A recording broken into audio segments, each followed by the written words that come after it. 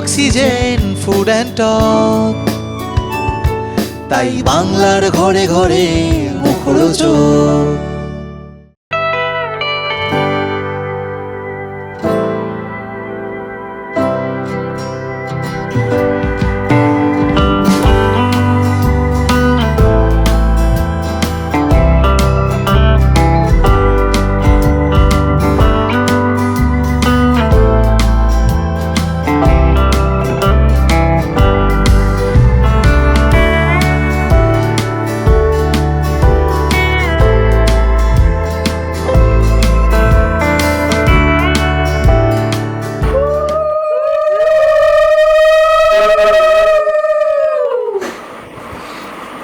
এই দেখো আমাদের জেনারেশন প্রণাম করে।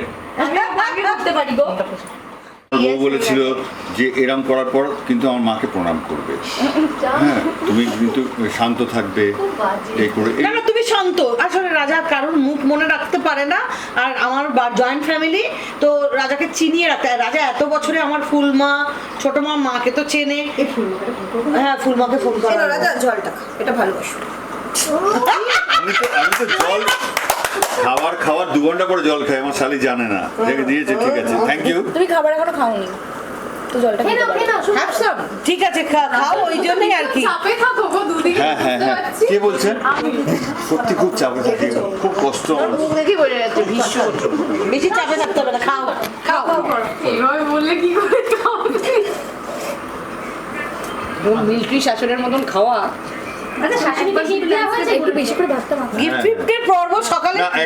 আমাদের না মানে এতটা চাপ ছিল, আমি 3টে সিরিয়াল করছি, ও 2টো সিরিয়াল করছে, আমরা এত রাত্রে ফিরছি। এখন যেহেতু সরকার বদলে গেছে, আমাদের এখনো সিস্টেম আসেনি যে কতক্ষণ কাজ হবে কতক্ষণ কাজ হবে না।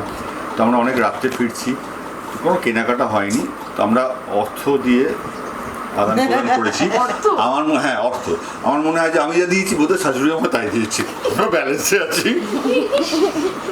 আন্টিকে কিছু বলতেই দিচ্ছে না। হ্যাঁ, যাও ওখানে চলে যাও, বলতে বলো। আন্টি কিছু বলো, তোমাকে এসব কি বলছে? অর্থ আদান প্রদান।